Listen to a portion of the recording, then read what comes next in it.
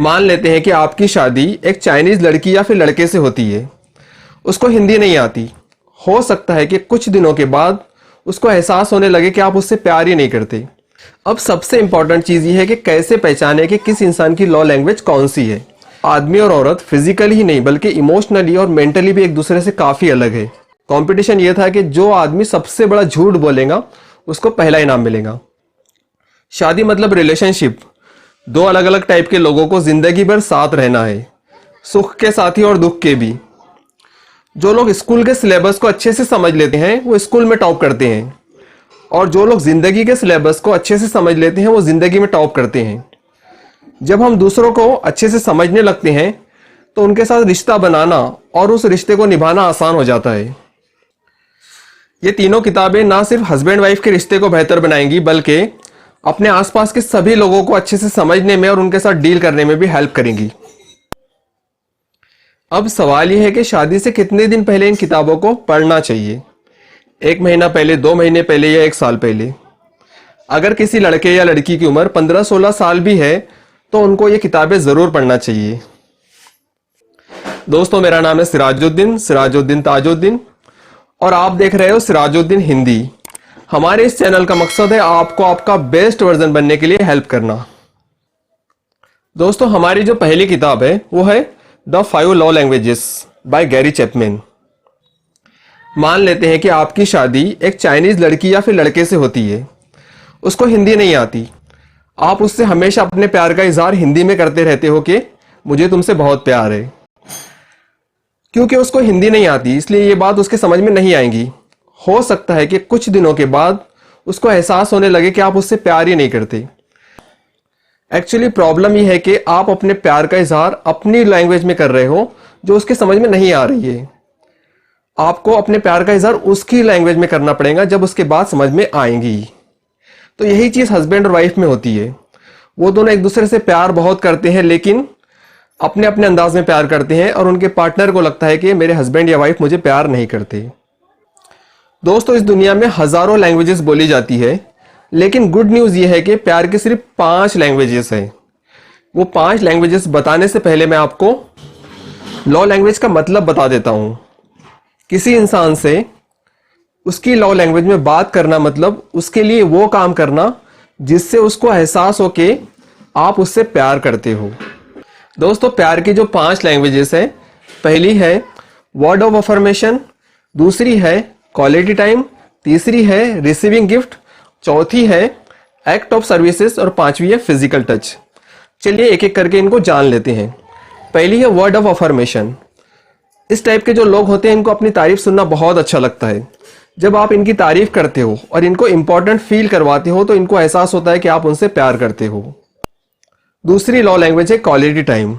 इस टाइप के जो लोग होते हैं जब इनके साथ आप क्वालिटी टाइम स्पेंड करते हो तो इनको प्यार का एहसास होता है।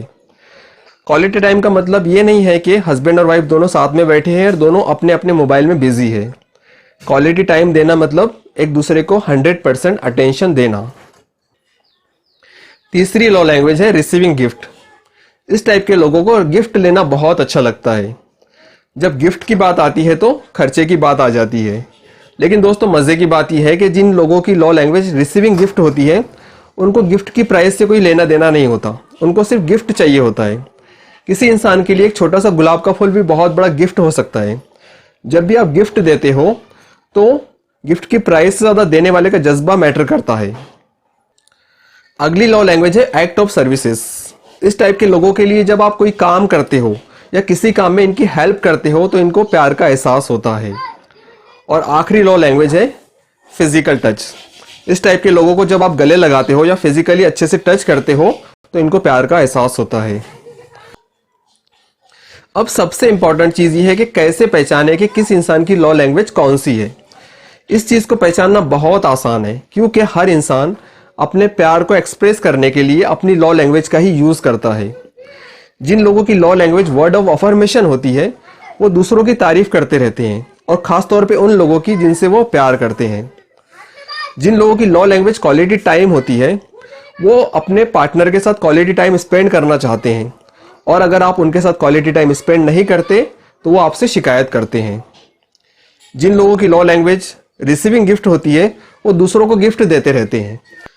जिन लोगों की love language act of services होती है वो दूसरों की हर काम में मदद करते रहते हैं और बदले में वो डिमांड करते हैं कि आप भी उनकी छोटे मोटे कामों में मदद करो या फिर आप उनके लिए कोई काम कर दो। और जिन लोगों की लव लैंग्वेज फिजिकल टच होती है वो दूसरों को फिजिकली टच करते रहते हैं। दोस्तों, मैंने 5 लव लैंग्वेज के बारे में अच्छे से बता दिया है।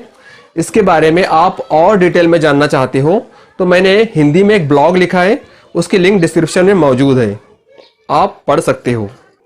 दोस्तों, हमारी जो अगली बुक है उसका नाम है men are from Mars and women are from Venus. दोस्तों, आदमी और औरत फिजिकली ही नहीं बल्कि इमोशनली और मेंटली भी एक दूसरे से काफी अलग है। और एक दूसरे से ये कितने अलग है ये समझाने के लिए राइटर ने कहा है कि मेन मार्स नाम के प्लेनेट से आए हैं और वीमेन वेनस नाम के प्लेनेट से आई हैं।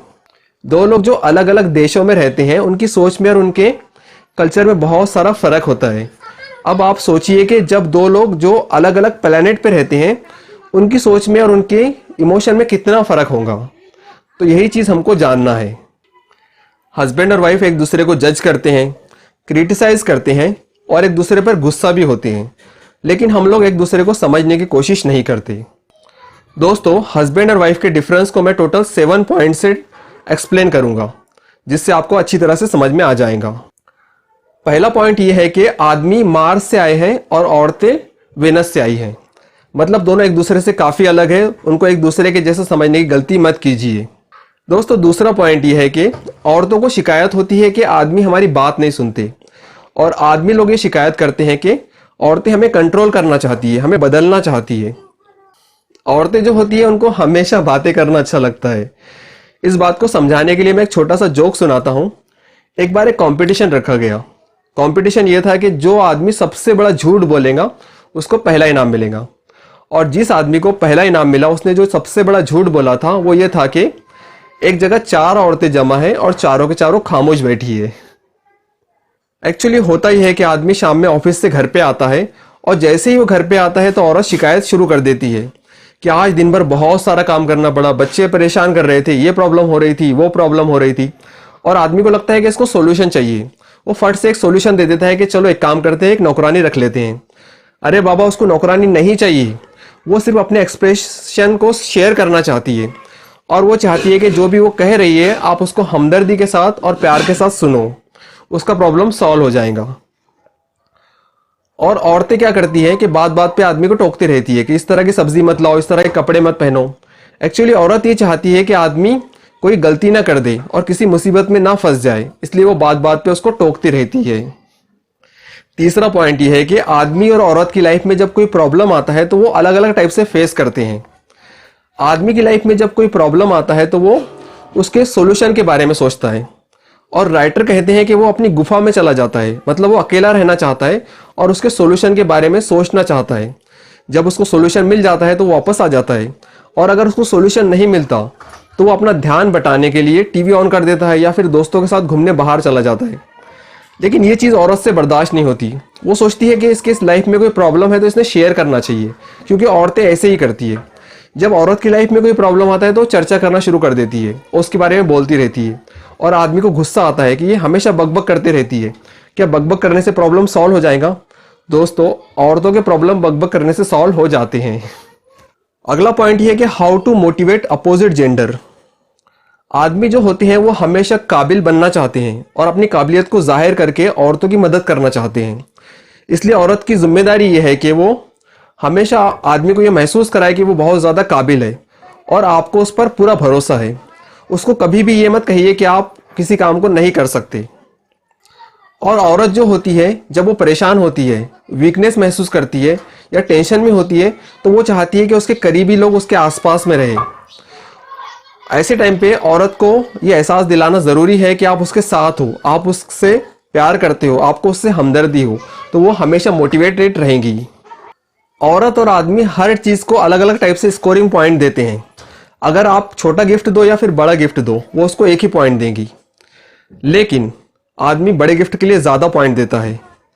अगर आप किसी 5 स्टार होटल में इसको लंच करवाओ या फिर एक ऑर्डिनरी होटल में लंच करवाओ, उसको एक ही पॉइंट देंगी। लेकिन अगर लंच के साथ में एक प्यार भरा लेटर हो और थोड़ी सी तारीफ भी हो तो वो उसको 3 पॉइंट देती है। मतलब ये है कि औरतों के लिए छोटी छोटी चीजें भी बहुत ज्यादा मैटर करती है। अगला पॉइंट ये है कि हाउ टू अवॉइड आर्गुमेंट। आदमी सब्जी लेकर घर पे आता है और औरत शिकायत शुरू कर देती है कि तुमने इतनी खराब सब्जी लेके आए, अब मैं इस सब्जी को कैसे बनाऊं। आदमी बोलता है कि जब मैं इतनी ही खराब सब्जी लाता हूं तो अगली बार से सब्जी तुम लाया करो, और वहां से झगड़ा शुरू हो जाता है। जब इस टाइप की सिचुएशन आती है तो औरत की जिम्मेदारी है कि वो इस तरह से बोले कि क्या आजकल सब्जी ठीक से नहीं आ रही है, क्योंकि तुमने आज सब्जी ठीक नहीं लाए। तो आदमी अपनी गलती को मान लेगा कि हाँ सब्जी तो अच्छी आ रही है लेकिन मैंने जल्दी में सब्जी लेके आया। तो आप इस तरह झगड़े को खत्म कर सकती हैं। दोस्तों अगला पॉइंट है स्पीकिंग लैंग्वेजेस। आदमी और औरत अपनी बात को अलग अलग अंदाज में रखते हैं। फॉर एग्जाम्पल, अगर आदमी को फिल्म देखने जाना है तो इस तरह से बोलता है कि यार बहुत दिनों से फिल्म नहीं देखे, चलो आज फिल्म देखने चलते हैं। लेकिन औरत को अगर फिल्म देखने जाना है तो इस तरह से बोलती है कि तुम मुझे कभी फिल्म दिखाने ले जाते ही नहीं, मुझे कहीं बाहर घुमाने ले जाते ही नहीं, तुमको मेरी जरा भी फिक्र नहीं है। इसका मतलब यह है कि उसको फिल्म देखने जाना है। औरत जो होती है वो हमेशा कंपेयर करके और जनरलाइज करके बोलती है, इसलिए उसकी बातों का एज इट इज मतलब मत लो, बल्कि उसके पीछे की फीलिंग को समझकर उसका मतलब निकालना जरूरी है। दोस्तों ये थी हमारी दूसरी बुक, और हमारी जो तीसरी बुक है उसका नाम है personality plus by Florence litre. इस बुक के बारे में मैंने ऑलरेडी एक डिटेल में वीडियो बनाया है, उसकी लिंक डिस्क्रिप्शन में मौजूद है, आप देख सकते हो। तो दोस्तों ये तीनों बुक्स शादी से पहले हर इंसान को जरूर पढ़ लेना चाहिए। मुझे उम्मीद है कि आपको वीडियो पसंद आया होगा। अगर वीडियो पसंद आया तो इसको लाइक कीजिए, चैनल को सब्सक्राइब कीजिए और इस वीडियो को अपने दोस्तों के साथ शेयर करके उनकी लाइफ को भी बेटर बनने में हेल्प कीजिए। Thank you very much.